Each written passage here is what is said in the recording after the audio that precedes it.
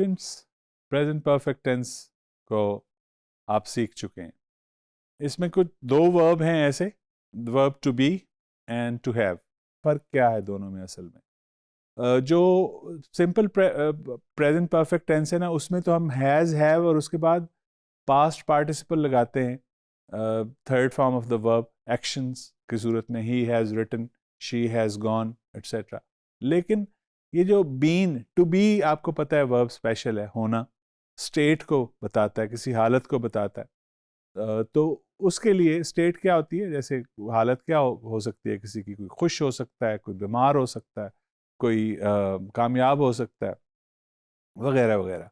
तो ये स्टेट्स को बताने के लिए हम हैज़ या हैव, और उसके बाद टू बी की third, be, was, been, been, इनकी ये टू बी की जो थर्ड फॉर्म होती है वो बीन होती है, तो वो यहाँ पे लगाया जाता है, हैज़ बीन और हैव बीन, और उसके बाद उसकी स्टेट जिस भी हालत में है। मसलन let's look at the examples. He has been sick for 3 days। उसकी हालत क्या थी? बीमार था। He has been sick for 3 days। Next example में देखिए तो आपको नजर आएगा, they have been happy at their success। they have been happy at their success। In examples में आपने देखा कि दोनों में, एक में has been है और एक में have been है। तो ये to be की फॉर्म्स हैं। to be को कैसे यूज करना है ये हमने देखा। to be के अलावा to have जो इस्तेमाल करते हैं, to have lunch, to have dinner, या हम कह सकते हैं to have rest, to have a discussion, to have a meeting. तो अगर ये हैव इस्तेमाल हुआ है तो इससे पहले फिर हम क्या लगाते हैं? कई स्टूडेंट्स कहते हैं कि सर ये हैज़, हैव और हैज़, हैड, ये क्या होता है? ये वही चीज़ आपको बताने जा रहे हैं। ये कन्फ्यूजन बहुत से स्टूडेंट्स के दिमाग में होती है। बेसिकली ये वर्ब प्रेजेंट परफेक्ट है तो उसमें हैज़ और हैव तो आना ही है। आपने देखा टू बी के साथ भी हैज़, हैव आया, तो टू हैव से पहले भी हैज़ और हैव आएगा, लेकिन हैव की फॉर्म, टू हैव वाले की फॉर्म हैड में, पास्ट पार्टिसिपल में चेंज हो जाएगी। थर्ड फॉर्म ऑफ उस हैव की फॉर्म जो है वो थर्ड हो जाएगी, और वो फिर इस तरह हैज़, हैड या हैव, हैड में बदल जाता है, टू हैव वाला वर्ब।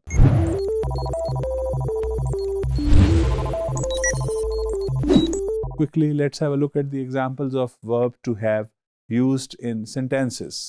इसमें पहली एग्जाम्पल है, I have had my lunch at 9 a.m. To have lunch है ना, I have had my lunch at 9 a.m. Next example देखिए, she has had her hair dyed this week. She has had her hair dyed this week. वो इस हफ्ते अपने बाल die करवा चुकी है। She has had। असल में क्या होता है? To have the hair dye, और इसी तरह टू हैव ब्रेकफास्ट। तो हमने उसको प्रेजेंट परफेक्ट में जब बताया तो कैसे बताया?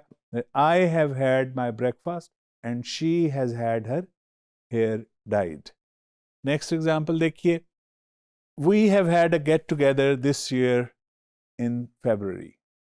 We have had a get together this year in February। हम इस फरवरी में अपना गेट टुगेदर कर चुके हैं। To have a get together, we have had a get together this year। Some more examples. I have had a cup of tea in the evening।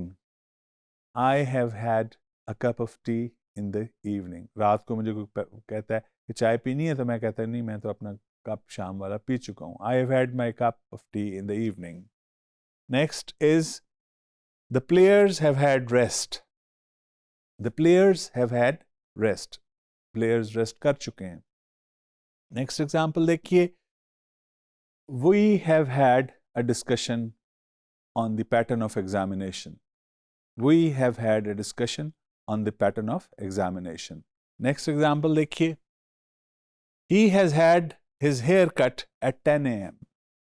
he has had his hair cut at 10 a.m।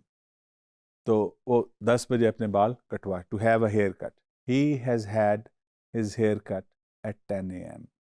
Dear students, specially verb to be को और verb to have को focus करते हुए हमने इस हिस्से में देखा कि इन दोनों को कैसे हमने प्रेजेंट परफेक्ट में चेंज करना होता है।